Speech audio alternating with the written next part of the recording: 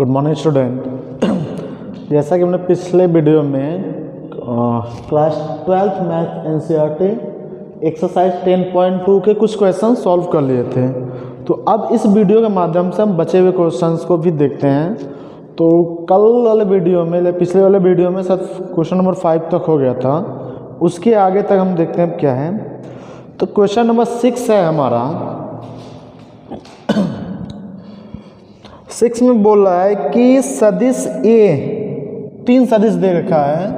बोला है कि वेक्टर ए ये हमारा I cap minus 2j cap plus K cap. Vector B है minus 2i cap plus 4j cap plus 5k cap. Vector C है I cap minus 6j cap minus 7k cap. तो इसमें बोल रहा है कि का योगफल ज्ञात कीजिए। मतलब हमें ये पूछ रहा है vector A plus vector B plus vector C.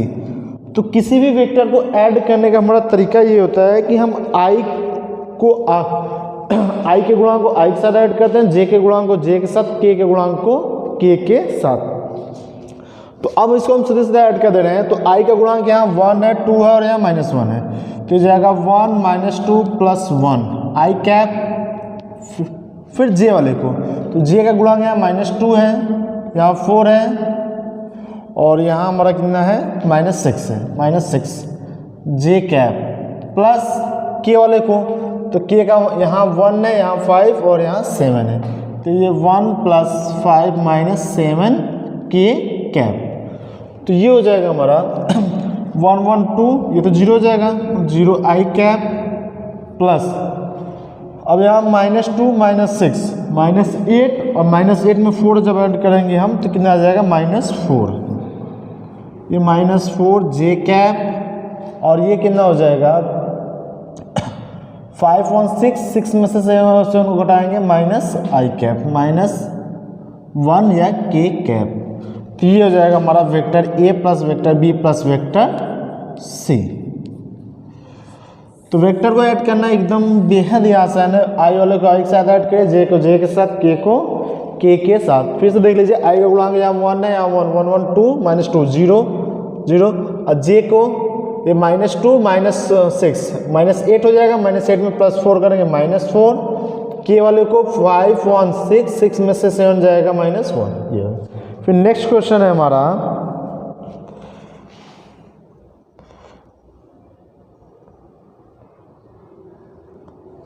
Question number 7 है। बोला है कि सदिश के अनुदिश एक मात्रक सदिश ज्ञात कीजिए। मतलब एक वेक्टर दे रखा है इस तरह से, वेक्टर ए बराबर वेक्टर है हमारा आई जे के, आई cap plus J cap plus 2k cap. तो बोला है कि वेक्टर ए के अनुदिश यूनिट वेक्टर है, मात्रक सदिश। तो यूनिट वेक्टर हो जाएगा, मतलब वेक्टर ए के अनुदिश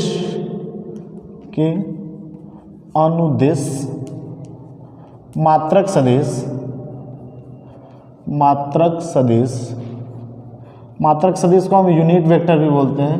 तो यूनिट वेक्टर हो जाएगा हमारा, unit vector is equal to, तो यूनिट वेक्टर को ए कैप से प्रदर्शित करते हैं। तो ए कैप हो जाएगा vector A upon mod of vector A. तो वेक्टर ए लिख लीजिए। तो वेक्टर ए हमारा क्या हो जाएगा आई cap plus J cap plus 2k cap. अब इसका मॉड, तो मॉड निकाल लीजिए।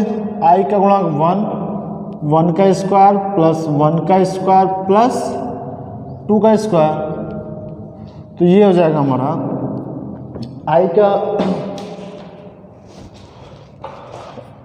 Cap plus J cap plus 2k cap is equal to upon 1 1 1 4। कितना हो जाएगा ये 2 का 4 हो जाएगा, 4 1 5 1 6 रूट में 6। तो इसको हम अलग अलग भी कर सकते हैं।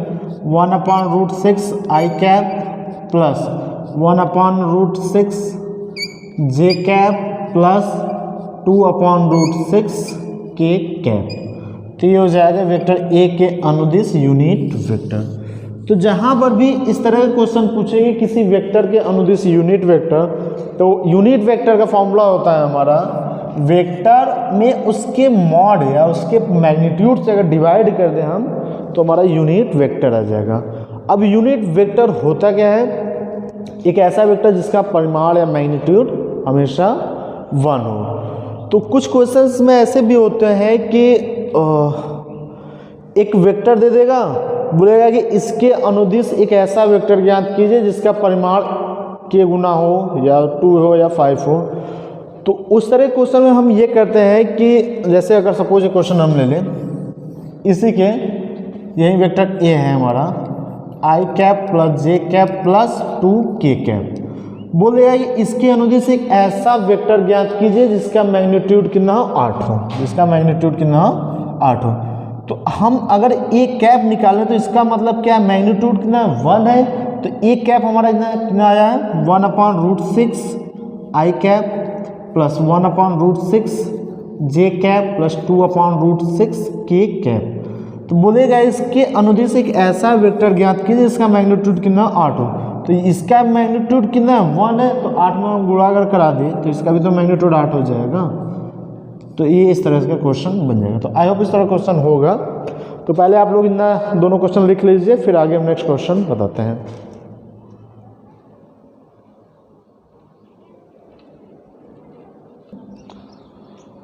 अगला क्वेश्चन है 8वां क्वेश्चन से 8वां प्रश्न। इसमें बोल रहा है कि सदिश पी क्यू के अनुदिश एक मात्रक सदिश ज्ञात कीजिए जहां बिंदु पी और क्यू के क्रमशः इतना है।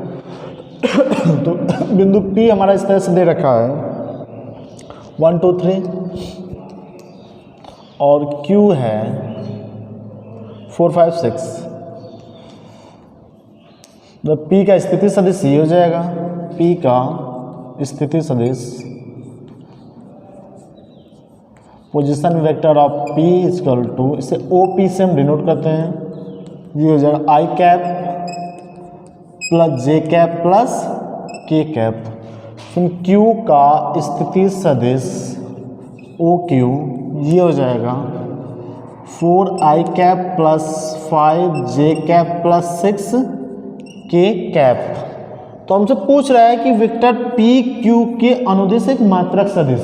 तो पहले तो वेक्टर PQ ज्ञात करना चाहिए, तो वेक्टर PQ हो जाएगा OQ माइनस OP, मतलब Q का स्थिति सदिश माइनस P का स्थिति सदिश। तो OQ क्या है हमारा 4 में से 1 जाएगा 3, 5 में से 1 जाएगा, सॉरी ये 1 2 3 है, ये जाएगा 2j cap plus 3k cap. तो 5 में से 2 जाएगा 3, j कैप 6 में से 3 जाएगा प्लस 3k कैप। तो ये तो हो गया हमारा वेक्टर PQ। हमसे पूछा है कि PQ का अनुदिश यूनिट वेक्टर, तो पहले इसका मापांक ज्ञात कर लीजिए। तो मॉडुलस हो जाएगा 3 का स्क्वायर प्लस 3 का स्क्वायर प्लस 3 का स्क्वायर। तो ये हो जाएगा 3 9 प्लस 9 प्लस 9, तो ये जाएगा रूट में 27। 27 को हम 9 गुणे 3 लिख सकते हैं। तो यहाँ से 3 बाहर हो जाएगा 9 3√3। तो ये आ गया हमारा मॉडल। अब हमसे पूछ रहा है कि यूनिट वेक्टर, तो यूनिट वेक्टर PQ ये हो जाएगा PQ वेक्टर अपॉन उसका मॉड, बस अलग अलग कर दीजिए हम। ये PQ क्या आता है हमारा, ये 3 अपॉन ये हो जाएगा 3/3 रूट में 3 आई कैप प्लस 3/3√3 जे कैप प्लस 3/3 रूट में 3k कैप। तो 3 से 3 कैंसिल हो जाएगा पूरा, तो ये बचेगा 1/√3 आई cap plus J cap plus k cap. तो ये हो जाएगा हमारा PQ के अनुदिश यूनिट वेक्टर। तो इस तरह क्वेश्चन 2-3 क्वेश्चन है बुक में, कुछ क्वेश्चन छोड़ दे रहे हैं हम, आप लोग खुद ट्राई कीजिएगा। फिर नेक्स्ट क्वेश्चंस देखते हैं हम। एक मिनट थोड़ा सा।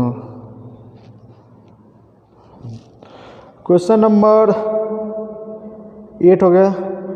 9 में भी बोला है कि वेक्टर ए और वेक्टर बी दे रखा है, तो बोला है कि वेक्टर ए प्लस बी के अनुदिश, तो अनुदिश मतलब बोला है कि दोनों वेक्टर को ऐड करके हमें इस तरह से सॉल्व करना है। ये 10th वाला बोल रहा है सदिश 5i माइनस जे माइनस 2k प्लस 2k के अनुदिश एक ऐसा सदिश ज्ञात कीजिए जिसका मैग्नीट्यूड 8 हो। तो यहाँ भी पिछले क्वेश्चन बताए थे, सेम वही क्वेश्चन है। मतलब अब इसका मैग्नीट्यूड हमारा कितना हो गया, 1 हो गया। अगर इसी में हम किसी संख्या से गुणा कर दें तो मैग्नीट्यूड उतना हो जाएगा। अगर इसमें हम 8 से गुणा कर दें तो इसका मैग्नीट्यूड कितना हो जाएगा, 8 हो जाएगा। तो यही क्वेश्चन है। तो अब हम नेक्स्ट क्वेश्चन देखते हैं, क्वेश्चन नंबर 11 में बोल रहा है कि एक वर्ड दे रखा है संरेख। संरेख क्या होता है? तो संरेख का मतलब है कि अगर 3 पॉइंट हो ए बी सी, इस तरह से ए बी सी, तो संरेख का मीनिंग होता है एक्चुअली में कि 3 बिंदु किसी एक सीध लाइन पर होते हैं, तो उसे हम कहते हैं संरेख।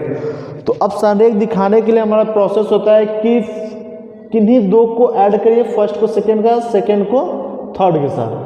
मतलब A B plus B C, इन दोनों का योग होना चाहिए first and last equal to A C. ये कंडीशन होता है संरेख का। लेकिन वेक्टर में संरेख का कंडीशन क्या होता है कि अगर कोई वेक्टर ए दे दे और कोई वेक्टर बी दे, बोले कि दोनों वेक्टर संरेख हैं, तो इसमें हमेशा दिखाते हैं कि वेक्टर बी जो है वेक्टर ए का प्रोपोर्शनल होता है, मतलब लैम्डा गुना प्रोपोर्शनलिटी दिखाते हैं। अगर दोनों वेक्टर में प्रोपोर्शनलिटी का कोई भी रेशियो रहेगा तो हम कहेंगे दोनों वेक्टर क्या है, संरेख है। तो आइए इस पे क्वेश्चन देखते हैं। क्वेश्चन नंबर 11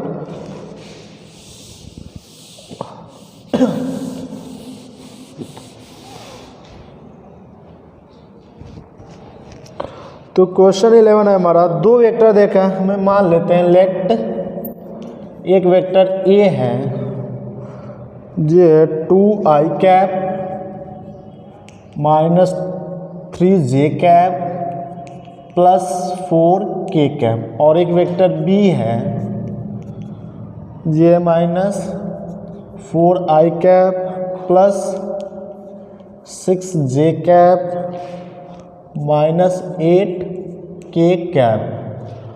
तो यहाँ पर हम देख रहे हैं कि अगर वेक्टर बी में हम या फिर वेक्टर ए में अगर -2 से गुणा कर दें हम, तो -2 वेक्टर ए, तो ये क्या बन जाएगा हमारा, वेक्टर ए में -2 से गुणा करें -4i cap minus minus plus 6j cap minus 8k cap. एट इज ये हो जाएगा vector B is equal to -2 time of vector ए।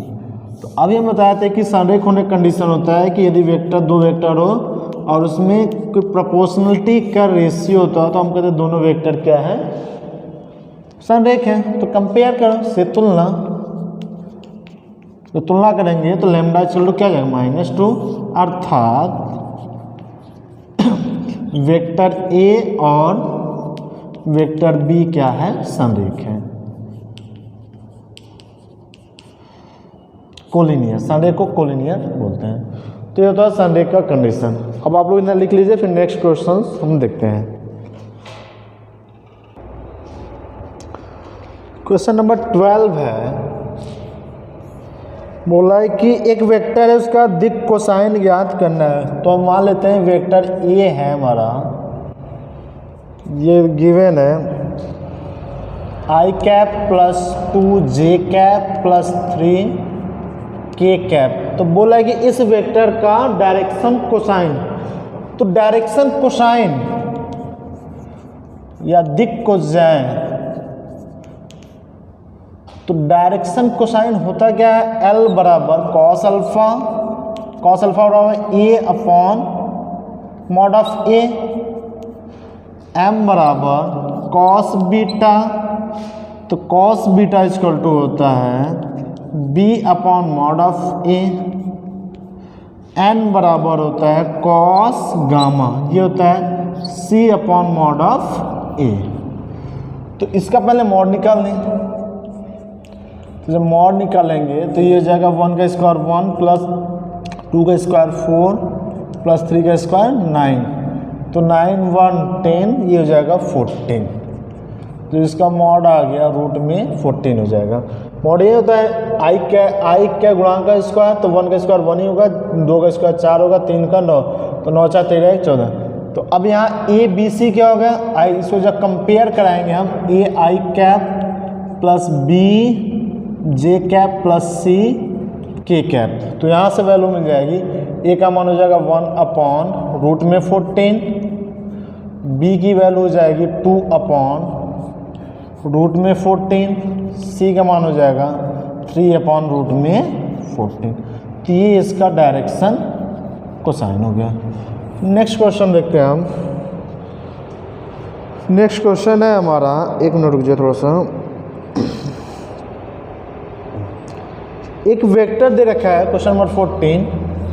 हम मान लेते हैं vector A is equal to, ये I cap J cap K cap, I cap plus J cap plus K cap. तो इसमें बोल रहा है कि दर्शाइए कि I plus J plus K cap अक्षु ओ एक्स ओ वाई और ओ जेड के साथ बराबर झुका है। अर्थात जो वेक्टर इस तरह से बनेगा हमारा, ये एक्स अक्ष हो जाएगा, ये वाई और ये जेड। तो बोल रहा है कि ये जो वेक्टर है, यहाँ पर कोई हम पॉइंट ले लेते हैं, ये वेक्टर ए है, तो बोला है कि ये वेक्टर एक्स अक्ष से बराबर, तो एक्स अक्ष से भी अल्फा बना रहा है, इससे भी अल्फा बना रहा है और इससे भी अल्फा ही बना रहा है। तो हमारा मतलब क्या हो जाएगा कि दिखाने के लिए हम ये दिखाएंगे इसके डायरेक्शन कोसाइन बराबर है। अगर डायरेक्शन कोसाइन बराबर आ जाएगा तो हम कह सकते हैं एक्स अक्ष के साथ बराबर एंगल बना रहे हैं। तो इसका मॉड पहले निकाल दें हम, तो मॉड इक्वल टू हो जाएगा 1 1 1 रूट 3। तो कॉस अल्फा एल होता है ए अपॉन मॉड ऑफ ए, तो 1 अपॉन रूट 3 हो जाएगा। कॉस बीटा भी यही है, अगर बीटा हम दिखा दें एम, तो ये भी 1 अपॉन रूट 3 हो जाएगा। कॉस गामा एन, ये हो जाएगा 1 अपॉन रूट 3। हम इसको चेंज कर दें, अल्फ़ा बीटा गामा एंगल बनाता है। तो यहाँ से हम देख रहे हैं कि L equal to M equal to N बराबर 1/√3। अर्थात ये जो पोजीशन वेक्टर ओ ए है वह एक्स अक्ष वाई अक्ष और जेड अक्ष के साथ समान डायरेक्शन कोसाइन बनता है। अर्थात जब तीनों अक्ष के साथ इसका डायरेक्शन कोसाइन है तो हम कहेंगे कि यह जो वेक्टर है एक्स अक्ष वाई अक्ष और जेड अक्ष से बराबर कोण बना रहा है। तो आई होप आप लोग इतना क्वेश्चंस लगाइएगा, फिर नेक्स्ट क्वेश्चंस हम अगले वाले वीडियो में देखेंगे। So thank you.